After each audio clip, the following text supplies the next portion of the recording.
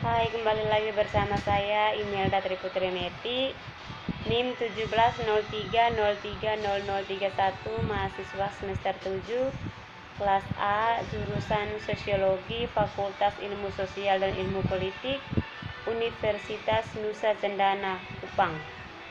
Terima kasih untuk kesempatan yang diberikan kepada saya. Di video kali ini saya memaparkan materi dari buku ke-13, tugas ke-13, mata kuliah Sosiologi Terapan. Bagian 1, masyarakat yang didukung komputer baru muncul. Lapisan digital di atas masyarakat tradisional kami muncul. Lapisan digital sejauh teknologi informasi modern digunakan hampir di mana-mana dalam masyarakat saat ini.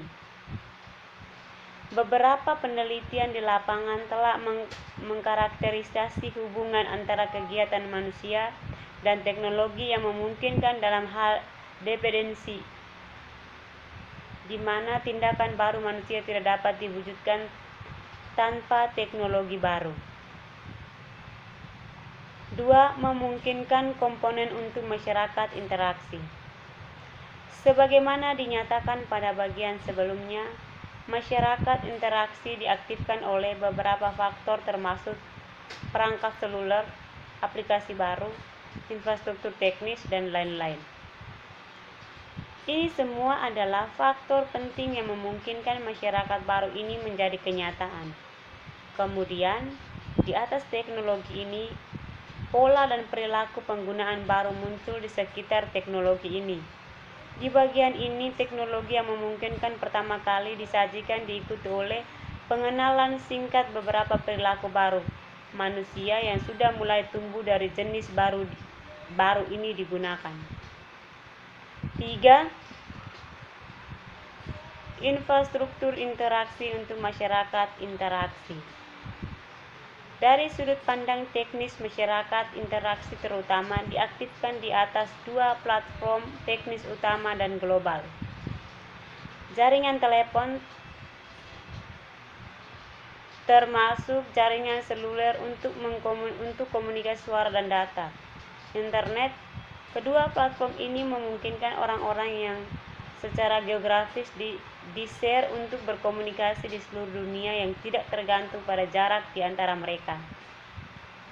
Di sisi lain, internet diaktifkan untuk interaksi yang lebih berkelanjutan dan memungkinkan orang-orang untuk berkomunikasi secara lebih atau kurang secara asinkron melalui email, ruang obrolan, komunitas virtual, forum diskusi, papan bulet. Perangkat interaksi. Teknologi ini tidak lagi mengikat kita ke desktop atau lingkungan kantor. Sebaliknya, perangkat interaksi modern adalah ponsel, sehingga memungkinkan kita untuk memanfaatkannya di tempat yang lebih disukai dan kapanpun kita mau. 4. Interaksi di real. Jaringan nirkabel dan komputasi seluler. Karena bagian sebelumnya telah diilustrasikan, komputasi seluler dan wireless net berfungsi adalah 2 komponen yang memungkinkan masyarakat interaksi. Kedua teknologi ini membuat kita kurang lebih independen dari lokasi saat ini. Dengan teknologi nirkabel dan seluler, kami dapat membawa teknologi dan berkomunikasi dengan siapapun dari lokasi yang diinginkan. Di sisi lain, beberapa komputer nirkabel bukan ponsel. Contoh penting adalah perusahaan yang memiliki kabel yang lebih tua yang kekurangan kabel jaringan dan yang ingin menghubungkan komputernya tanpa memiliki pekerja yang dimasukkan ke dalam saluran kabel untuk menghubungkan gedung yang juga mungkin merupakan solusi yang jauh lebih ekspansif.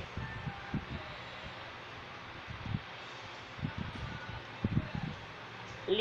Aplikasi untuk interaksi atau perangkat lunak interaksi.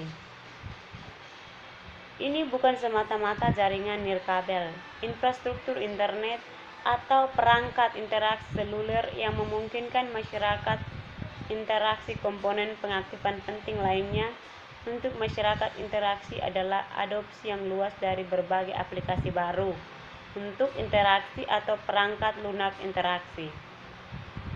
Aplikasi yang paling umum untuk komunikasi internet sekitar tahun 1994 sampai 95 adalah email, yang masih merupakan saluran paling luas untuk komunikasi internet saat ini. 10 tahun kemudian, selain email, itu cukup umum dan masih untuk membahas masalah dan berinteraksi melalui internet melalui newsgroup. 6. Jaringan interaksi baru, jaringan lokal atau spontan.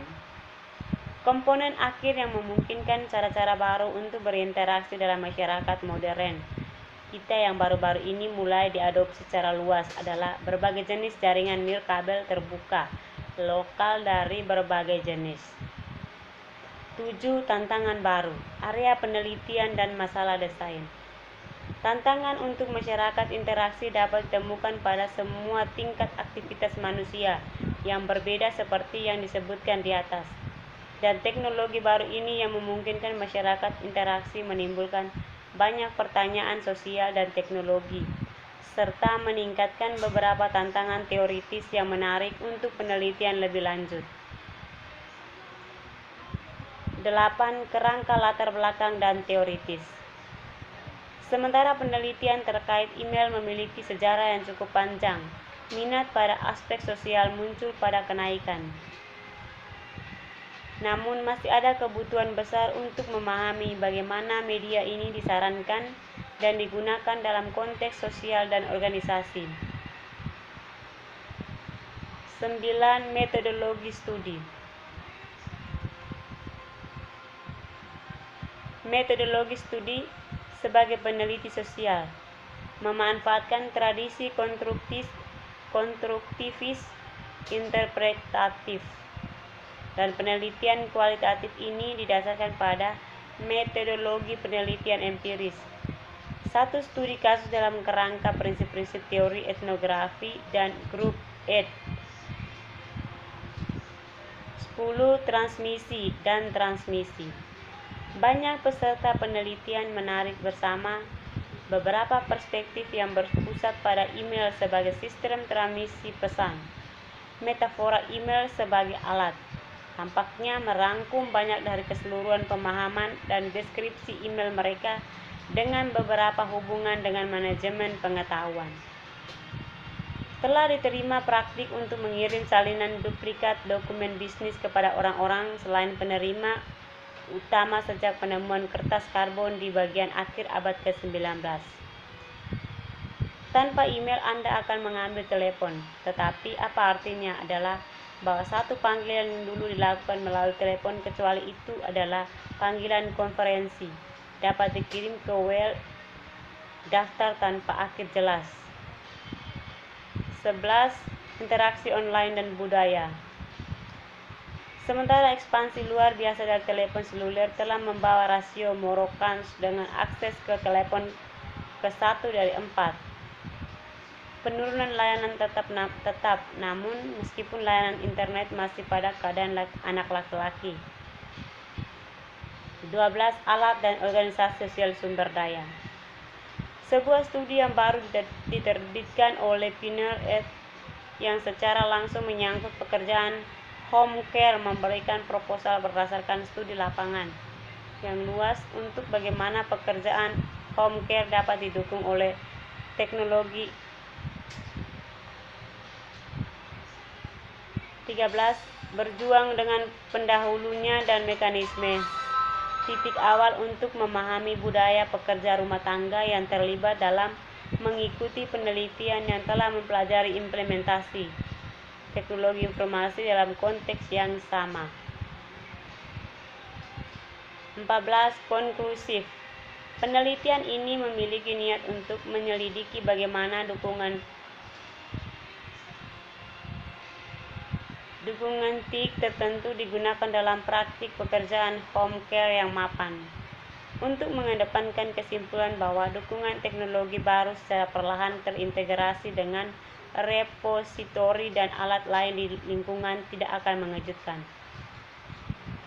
Sekian Sekian dari saya, jangan lupa ditonton, di like, dan di subscribe. Terima kasih.